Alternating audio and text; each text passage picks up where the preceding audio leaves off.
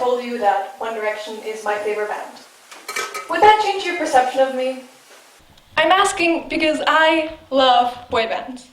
But I found that I choose to omit the topic of boy bands from casual conversation because when I do mention them, people act like I've been sucked into a cult and they're now responsible for staging my intervention.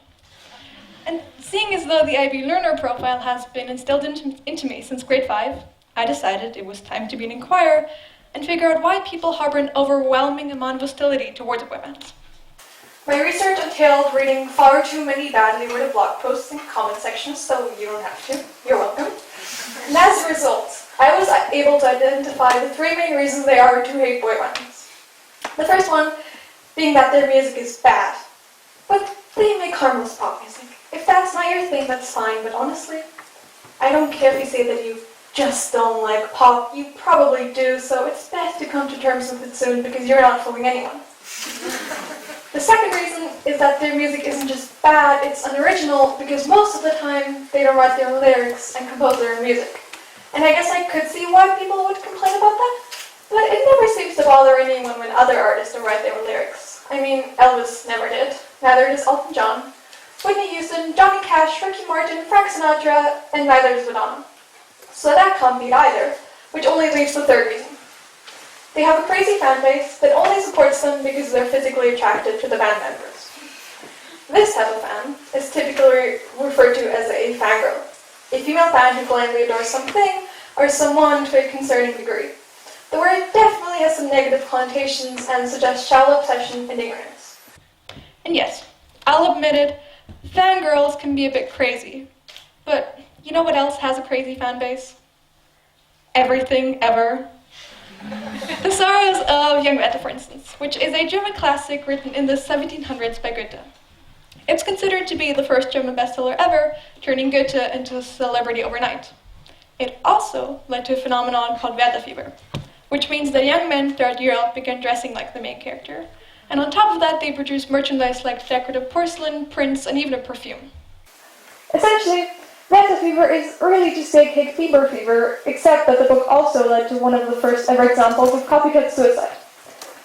I'd give you a spoiler warning if you haven't read the book yet, but it's been out for about 243 years, so you've had plenty of time to read it. At the end of the book, Werther kills himself, which led to a significant increase of suicide rates at the time. The novel was even banned in Italy and Denmark. As demonstrated by the questionable fashion choices and glorification of suicide, Goethe's male fans were definitely what one might consider crazy. Yet I still have to sit in German class and listen to endless praise about Werther's whining because the quality of his work isn't related to his fans. You know what else has crazy fans? Sports teams. Yes, fangirls can be a bit crazy, but I've never heard of any girl who's left a concert and then punched someone or started a riot. In case you still can't see the double standard, let's take a look at these pictures of sports fans and compare them to these pictures of girls after they found out that Zayn had left One Direction. One of these groups is just passionate, while the other is crazy and obsessed. But what's the real difference? Their gender. And what do we call that? Sexism. In case you still don't believe me that this is just a perfect example of misogyny, let's discuss another example. What if I told you that the Beatles or the Rolling Stones are my favorite band? That's completely different, isn't it? That just makes me sound like I know how to appreciate real music. But what people seem to forget is that the early adopters and die-hard fans of the 2 most influential rock bands to ever exist were teenage girls. But now that the Beatles' audience is either aged like they have, or consists of hipsters with impractical vinyl players, we don't think of them as a boy band, and it's okay to like their music. A final example. What if I told you that the Hungarian 19th century composer Franz Liszt is my favorite musician?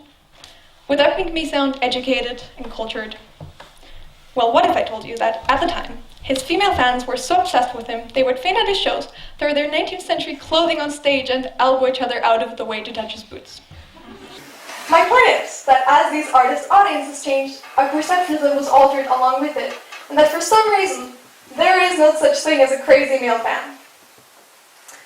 But why is this important? What's so bad about making some lighthearted jokes about some girl's favorite band? Don't we have more relevant issues to discuss? And yes, don't get me wrong, we definitely do.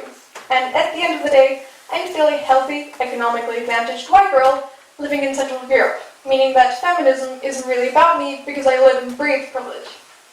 But by assuming that all female fans are silly, irrational, and only drawn to male pop idols because of their physical appearance, we're suggesting that they can't appreciate the actual talent or body of work. In doing so, we're teaching young girls that their opinions are inferior to what men think. Therefore, the success of any artist with a predominantly female audience is rendered meaningless because apparently girls' opinions are meaningless. And the thing is, examples of this attitude start affecting us from a young age. For instance, a study once investigated gender roles by telling young kids a story about a really smart person, but didn't specify the character's gender. Afterwards, every kid had to guess who the story was about, and age 4 or 5, girls would usually say it's about a girl, and boys would say it's about a boy, but by age 6 or 7, even the girls would pick men over women. This is just one example that proves that we don't take girls' opinions seriously. And I would argue that this is also why women are drastically underrepresented in positions of leadership and positions of prestige. I mean, the image of the crazy fangirl really just reinforces the very Victorian idea of the hysterical female who is impulsive, borderline psychotic, and completely controlled by her emotions. And I would argue that it's also related to the gender wage gap and could explain why men earn more than women, even if they choose to enter female-dominated industries like teaching, childcare, or nursing. Maybe women earn less, not because they want jobs that pay less, but because we just don't value their work as much as men's work. For instance, I think we can all agree that being a doctor is generally perceived to be a very important, prestigious occupation. I mean, you go through years and years of education to do it. You work incredibly hard and you save lives.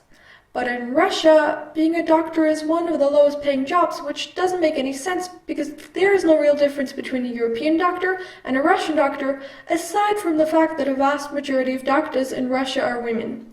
Here is a quote from a geriatric nurse practitioner called Carol Schmidt.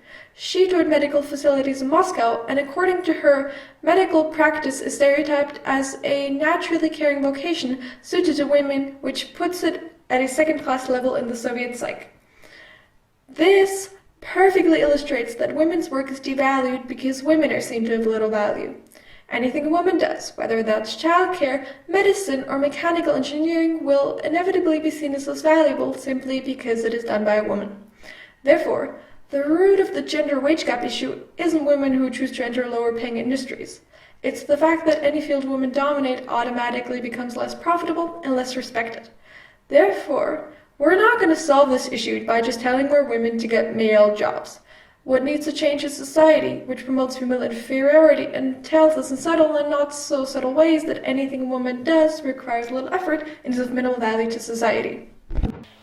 As you can see, reducing someone to their Uggs, Starbucks, and favorite song isn't just a gross oversimplification, it's part of the bigger picture. It dismisses the fact that teenage girls are intelligent, complex, and capable of critical thought. I mean, we turned the tide of the 100 Years' War. We invented science fiction, and we hid from the Nazis in an index for 2 years, and found such poignancy in our experience that our day-to-day thoughts became a worldwide bestseller. But for some reason, we're all perceived to be a bunch of silly airheads. So now that we can agree that there is a disjunction between what goals are like, how we perceive them, and the problems this causes, let's discuss what we can do about it. To me, feminism, the belief that all genders are equal, ultimately boils down to one thing: embracing individuality. We need to dispel the idea that boys act one way and girls act another. Though it might seem harmless, ultimately it breeds toxic masculinity and internalized misogyny. In other words, men crumble under the pressure of patriarchal expectations, which leads them to bottle up their emotions and only release them during sports and video games. Women, on the other hand, suffer because of internalized misogyny, which is a phenomenon that manifests itself after hearing men demean the value and skills of girls, and consequently applying these beliefs to themselves as well as other women. Even people like me who get scolded because stereotypes like these are so deeply ingrained in us. We all know that women are weak, men are strong, women are stupid, men are smart, that femininity is bad and masculinity is good. This is why girls who like boyish things are perceived in a relatively positive light and are just called tomboys, whereas boys who like girly things are just seen as weak. Our society embraces masculinity but discourages femininity. Therefore, on my quest to learn why people hate boy bands, I realized that no one actually hates boy bands. They hate femininity because it's seen as synonymous for weak and stupid, and are consequently terrified of associating themselves with anything that could be considered feminine. So the real question is, how do we destroy gender roles? And like I said before, we need to be open to the idea that some boys like pink, some boys like blue, not because they're boys, but just because they like blue. Some girls like science, some girls like ballet, and some people aren't even boys or girls. And on top of that, I encourage you to try to be more aware of small everyday examples of sexism that enforce gender roles. For example, the next time you want to call a girl a slut or whore, maybe stop to think whether you would have the same reaction to a man's behavior. Because once you realize that tiny little things like that happen all the time, you can change the way you think and view the world, but you can also start having difficult conversations with people. And if there's one thing I want you to take away from my talk, it's that. Trust me, I know that discussing feminism is not fun. Talking to people about why the things they do and why those might not be correct is not pleasant, but that's exactly why those kinds of conversations are so important and why we need to keep having them. And lastly, I encourage you all to go home tonight and listen to NSYNC's Bye Bye Bye. And I mean, really listen to it and finally admit yourself that it's a pretty good song. Thank you.